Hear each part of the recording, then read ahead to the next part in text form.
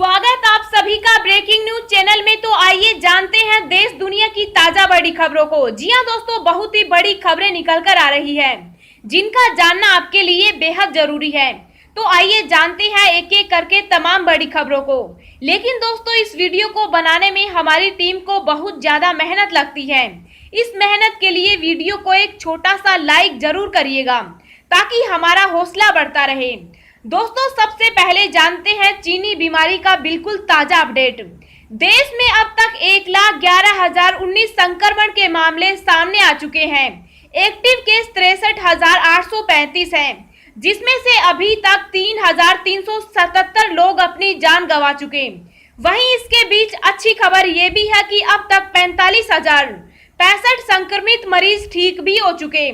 दुनिया भर में कोरोना वायरस की वजह से कुल 3,29,123 लोगों की जान जा चुकी है, जबकि वायरस से संक्रमित लोगों की संख्या 49,76,253 हो गई है। इनमें एक्टिव केस 29,71,038 हैं और खुशी की बात यह है कि अब तक 17,54,112 लोग ठीक हो चुके हैं।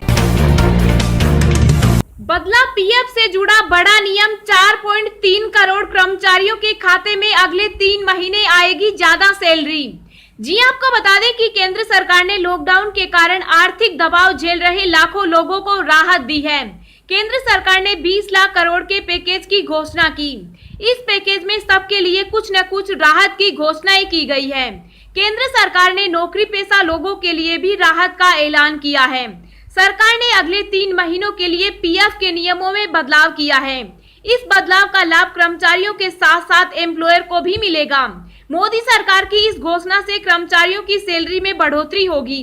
केंद्र सरकार की ओर से राहत पैकेज की घोषणा में कर्मचारियों के पीएफ योगदान को अगले 3 महीने के लिए 12% से घटाकर 10% करने का फैसला किया गया। सरकार के इस फैसले का असर 4.3 करोड़ कर्मचारियों पर होगा। श्रम और रोजगार मंत्रालय की ओर से इसे लेकर नोटिफिकेशन जारी किया गया है। नोटिफिकेशन के मुताबिक एम्प्लॉय प्रोविडेंट फंड में कर्मचारियों के योगदान को 12% से घटाकर 10% कर दिया गया है। पीएफ योगदान में कटौती होने के कारण इन कर्मचारियों की इन हैंड सैलरी में बढ़ोतरी होगी।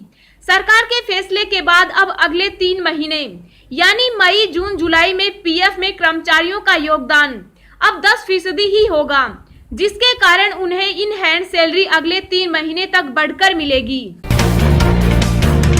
लॉकडाउन के बीच हो सकेंगे सीबीएसई समेत अन्य बोर्ड के 10वीं 12वीं के एग्जाम। गृह मंत्री अमित शाह ने दिया ये बड़ा बयान। जी आपको बता दें कि पूरे देश में लॉकडाउन चल रहा है, जिसकी वजह से स्कूल कॉलेज बंद है। छात्रों को पढ़ाने के लिए ऑनलाइन क्लासें चलाई जा रही है। ऐसे में 10वीं और 12वीं कक्षा के बोर्ड एग्जाम को लेकर एक नई खबर आ रही है। केंद्रीय गृह मंत्री अमित शाह ने कहा कि लॉकडाउन के दौरान 10वीं और 12वीं की बोर्ड परीक्षाएं करवाई जा सकती हैं। इसके लिए राज्यों को स्पेशल व्यवस्था करने की उन्होंने सलाह दी। गृह मंत्रालय ने जारी की गाइडलाइन। लॉकडाउन के दौरान परीक्षा कराए जाने को लेकर गृह मंत्रालय की नई गाइडलाइंस जारी कर दी है। इसके मुताबिक परीक्षा केंद्र में सोशल डिस्टेंसिंग को ध्यान में रखकर एग्जाम होगी। किसी भी कंटेनमेंट जोन में परीक्षा केंद्र नहीं होगा। साथ ही परीक्षा केंद्र पर थर्मल स्क्रीनिंग और सैनिटाइजर का भी बंदोबस्त होना जरूरी किया जाएगा।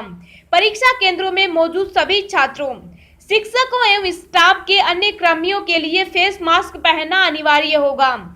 इसके अलावा मंत्रालय की ओर से कहा गया है कि स्टूडेंट्स को परीक्षा केंद्रों तक पहुंचाने के लिए स्पेशल बसों का संचालन कराया जा सकता है।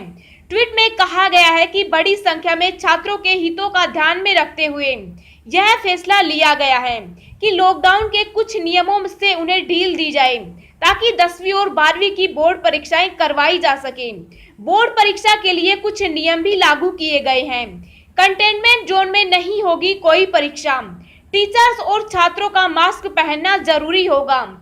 परीक्षा केंद्र पर थर्मल स्क्रीनिंग और सैनिटाइजर के नियम का पालन किया जाएगा। सभी परीक्षा केंद्रों पर सोशल डिस्टेंसिंग होगी। छात्रों को लाने ले जाने के लिए स्पेशल बसों की व्यवस्था की जा सकती है। 25 मई से हवाई यात्रा शुरू होगी। यात्रियों के लिए गाइडलाइन जल्द। जी आपको बता दें कि भारतीय रेलवे के ट्रेन चलाने के ऐलान के बाद अब हवाई यात्रा भी शुरू होने जा रही है। नागरिक उड्डयन मंत्री हरदीप सिंह पुरी ने इसका ऐलान किया है। पुरी ने बताया कि 25 मई से घरेलू उड़ानों की एक बार फिर से शुरुआत होगी। इसके लिए सभी एयरपोर्ट और एयरलाइन कंपनियों को तैयार करने के लिए कहा गया है।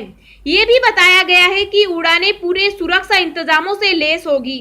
केंद्रीय मंत्री ने सभी एयरपोर्ट्स और एयर कैरियर्स को कहा है कि वो 25 मई से यात्रा शुरू करने के लिए तैयार रहें। हवाई यात्रा करने वाले सभी पैसेंजर्स के लिए गाइडलाइन भी जारी की जाएगी।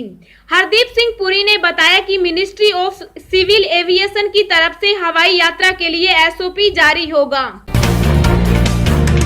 1 जून से रोज चलेगी 200 नॉन एसी ट्रेन। रेल मंत्रालय ने कहा जल्द शुरू होगी ऑनलाइन टिकट बुकिंग।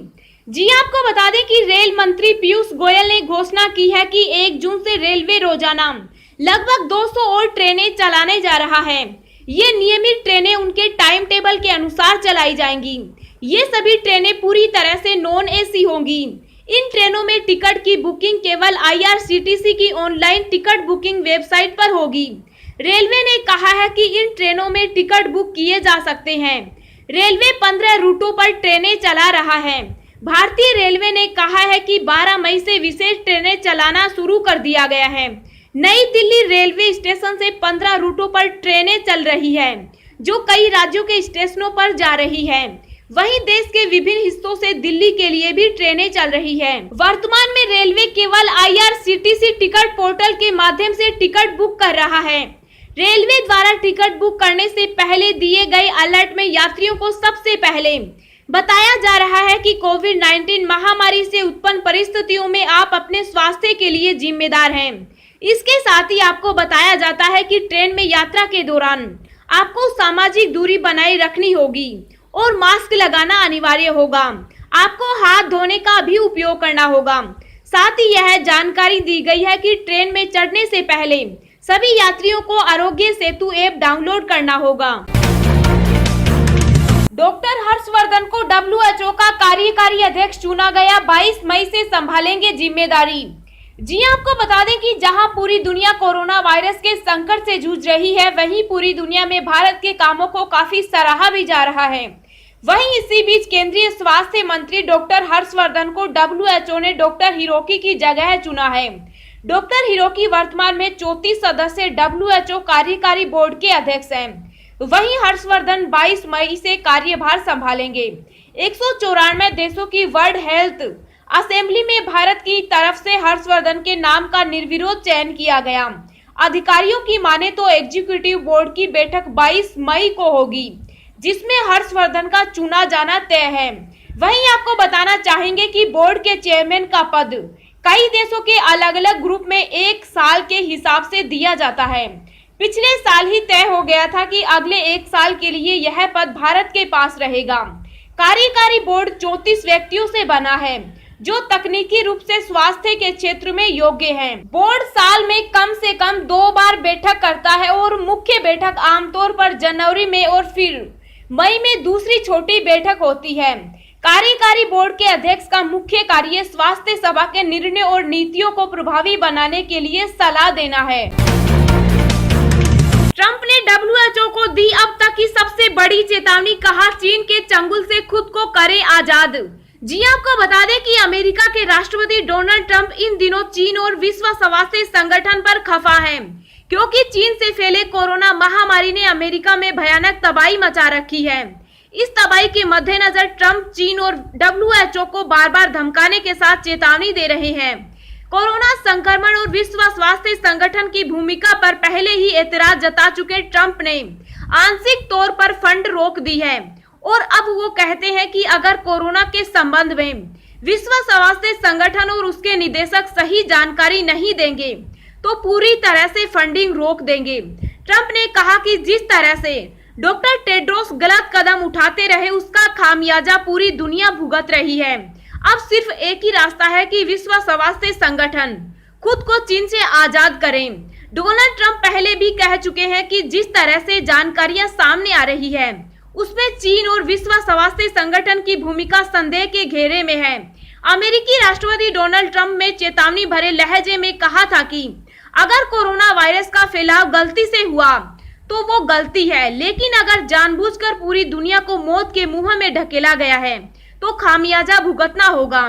ट्रंप ने चेतावनी देते हुए कहा है कि विश्व स्वास्थ्य संगठन को अमेरिका $500 मिलियन की मदद देता है, जबकि चीन सिर्फ $36 मिलियन। अब उनके अधिकारियों को सोचना होगा कि उन्हें क्या करना चाहिए। ट्रंप का कहना है कि जब चीन में कोरोना वायरस दिसंबर के महीने में रिपोर्ट हुई और यह भी सामने आया कि यह एक व्यक्ति से दूसरे व्यक्ति में फैलता है, तो विश्व स्वास्थ्य संगठन की तरफ से 1 महीने की देरी क्यों की गई? इसके साथ ही WHO के अधिकारी अलग अलग तरह से बातें क्यों करते रहे? यह निश्चित तौर पर पहली नजर में लापरवाही। फिर भी हम चाहते हैं कि इस विषय पर गहराई से जांच पड़ताल हो। अमेरिका का मानना है कि यह समझ से बाहर है कि चीन का हुबई ही इससे पहले प्रभावित हुआ, जबकि चीन के दूसरे प्रांतों में केस नहीं या कम मिले हैं। ऐसे में लगता है कि चीन की नीयत साफ नहीं थी और वो पूरी मानवता को खतरे में डालने का मन बनाया है और नतीजा सबके सामने है। अब हम आपको अगले 24 घंटों के संभावित मौसम पूर्वानुमान के बारे में बता रहे हैं। अगले 24 घंटों के दौरान तटीय ओडिशा, गंगीय पश्चिम बंगाल में हल्की से मध्यम बारिश की उम्मीद है। ओडिशा और पश्चिम बंगाल के तटों से सटे समुद्री क्षेत्रों तथा उत्तरी तमिलनाडु के तटीय भागों पर बंगाल की खाड़ी में उथल-पुथल मची रहेगी। केरल और तटीय कर्नाटक में बारिश की गतिविधियां कम हो जाएगी, लेकिन कुछ स्थानों पर मध्यम से तेज बौछारें जारी रहेंगी। उप हिमालय, पश्चिम बंगाल, सिक्किम, पूर्वोत्तर भारत, आंतरिक कर्नाटक, जम्मू कश्मीर, मुजफ्फराबाद और गिलगिट बाल्टिस्तान में हल्की से मध्यम बारिश संभव है। हिमाचल प्रदेश, उत्तराखंड, पंजाब, मध्य महाराष्ट्र, आंतरिक ओडिशा, पूर्वी झारखंड और पूर्वी बिहार के कुछ हिस्सों में हल्की बारिश के आसार हैं। राजस्थान, मध्य प्रदेश, गुजरात और विदर्भ के कुछ हिस्सों में लू का प्रकोप दिखाई दे सकता है।